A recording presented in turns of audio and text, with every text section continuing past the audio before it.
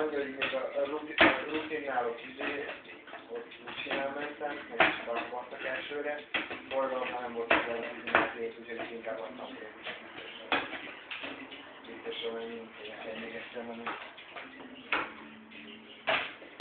Ez nagyon mindig volt a motoros rutin. Van egy ilyen pálya, amit egyébként meg is kell tanulni, az végül is sokkal többet voltam, vagy egy jó páratlan voltam, mert ezt a pályát megtanuljon.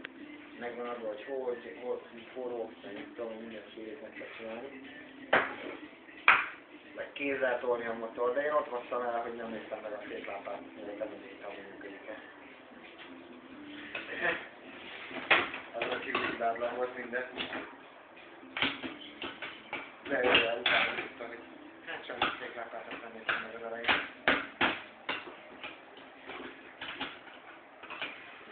De a motornál meg kell mutatni a motorhibást, ellenőrzést.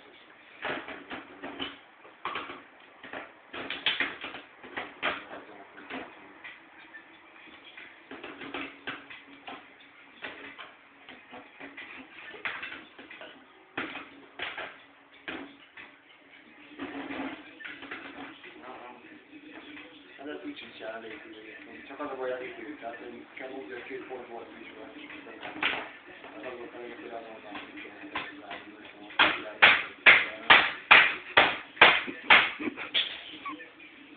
igen, most ugye készmegével leütöttem a fejét a koncenzátornak.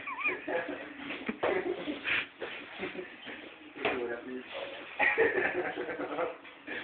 És még azt kéne próbálnom az egyik kondiomat, vagy majdnem az összes kondiációt, és a fölül a hasadó ígyére, tőleg volt, ki van könnyítve, hogy beleütöm a szúron.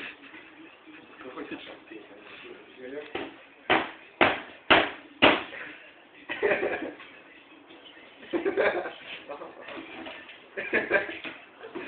Nagyon.